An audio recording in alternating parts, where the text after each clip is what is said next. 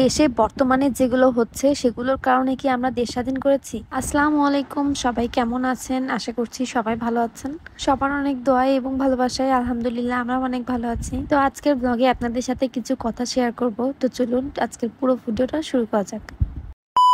আন্দোলন হওয়ার আগের থেকে বর্তমানে অনেক বেশি টেনশন কাজ করছে, কারণ আমাদের দেশটা আজকে একদমই ভালো নেই। লুটপাট, ভাঙচুর, বাড়িতে আগুন ধরিয়ে দেয়া, এগুলো কিন্তু চোখের সামনে দেখতে পাচ্ছি।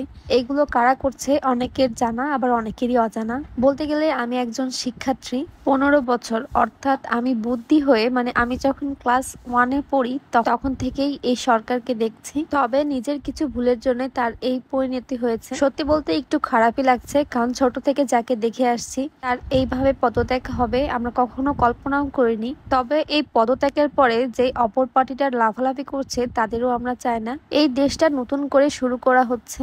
অপর পার্টির এত লাফালাফি দেখে মনে হচ্ছে তারাই স্বাধীন করেছে, কিন্তু তাদের এই লাফালাফি করার কোনো কারণ নেই। ইনশাল্লাহ আমাদের বাংলাদেশে ভালো কিছু হবে আগামীতে। তো যাই হোক, আমরা একটা নতুন সরকারকে চাই। আর এই তো এখানে আমার শ্বশুর আব্বা নিয়ে এসেছিল নদীর পিউলি মাছ। সকালের নাস্তায় তৈরি করেছিলাম রুটি, আলু ভাজি, ডিম পোস্ট দিয়ে খেয়ে এই তো চলে এসলাম ছাদে।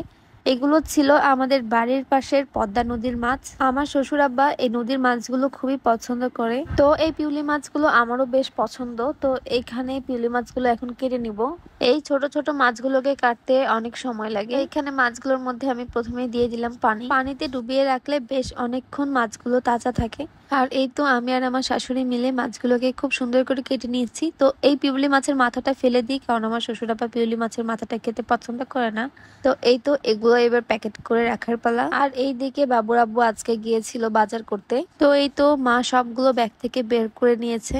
তো এখানে ছিল তেল, ডাল, চিনি, আরো যাবতীয় যা টুকটাক লাগবে সেগুলো। তো এখানে ডালের প্যাকেটে ডাবল পলিথিন না দেওয়ার কারণে এটা ছিঁড়ে গিয়েছে। ভীম বাড়ির থেকে ভীম লিকুইডটাই আমার কাছে বেশি ভালো লাগে। আর এটা ছিল টমেটো সস।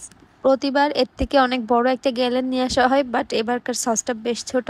আর এদিকে ছিল নুডলস। আমার তো সবসময় ম্যাগি নুডলস পছন্দ, তো সে এখানে ভুলে মিস্টার নুডলস নিয়ে চলে এসেছে। তারপরে ওকে বলেছিলাম বাসমতি রাইস নিয়ে আসতে, তো এই তো ও বাসমতি চালটা নিয়ে এসেছে। এটা দিয়ে একদিন বিরিয়ানি তৈরি করে আপনাদের সাথে শেয়ার করব। তো এটা ছিল বাহিরের চাল। এই চালগুলো দিয়ে এর আগেও একটা রেসিপি তৈরি করেছিলাম। এবারে আমি সবগুলো উপরে নিয়ে চলে এসেছি। এবার যে যার জায়গায় তাকে সেখানে রেখে দিব। এই বাসমতি রাইস দিয়ে কে কে বিরিয়ানি তৈরি করেছেন অবশ্যই কমেন্টে জানাবেন। তো যাই হোক, যেদিন দেশ থেকে প্রধানমন্ত্রী চলে গেলেন সেদিন আমরা কেউই জানতাম না যে এরকম একটা ঘটনা ঘটবে। আসলে বেশ কষ্টই লেগেছে তিনি চলে যাওয়ার পরে। তিনি যদি প্রথমের দিকেই এই কোটা আন্দোলনের বিষয়টা সিরিয়াস ভাবে নিতেন তাহলে তার আজকে এই অবস্থা হতো না।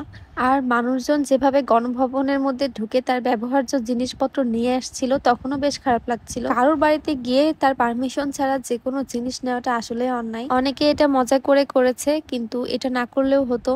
তো যাই হোক, আর চাই না কারোর বাড়ি পোড়ানো হোক, কারোর বাড়িতে ডাকাতি করা হোক। আমরা বাংলাদেশিরা একটা সুষ্ঠু সরকার চাই, যেখানে বর্তমানে দুই দলের লোক কেউই থাকবে না, নতুন কেউ থাকবে। ইনশাল্লাহ বাংলাদেশে 3 মাস পর ভোট হবে। তো সবাইকে এটাই খেয়াল রাখতে হবে যে নির্বাচনটা যেন সুষ্ঠুভাবে হয়। তো আজকের বক্তব্য এখানে শেষ করছি। তো যাই হোক, এই তো এখানে বাবুর আব্বু আরো নিয়ে এসেছিল আদা, টক দই। সে সবসময় টক দইয়ের একটা শরবত আমি তৈরি করে দিই, টক দই, লেবু, লবণ দিয়ে। সেটা সে খুবই পছন্দ করে। তো এখানে আমি টক দই ঢেলে ফ্রিজে রেখে দিলাম, আর বাকিটুকু দিয়ে এখন শরবত তৈরি করে দিব। এখানে আমি কয়েকটা লেবু চিপে দিয়েছি, তারপরে লবণ দিয়েছি, আর দিয়েছি বোরহানির মশলা।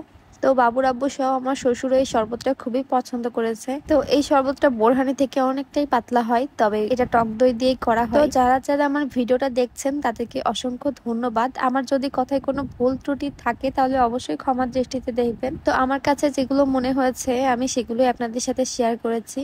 আমরা চাই বাংলাদেশের মানুষরা একটু শান্তিতে ঘুমাক, কোনো টেনশন করে ডাকাতির ভয় যেন রাত জেগে না থাকতে হয়। তো সবাইকে ধন্যবাদ জানিয়ে আজকের ব্লগটা এখানেই শেষ করছি। সবাই ভালো থাকবেন, সুস্থ থাকবেন।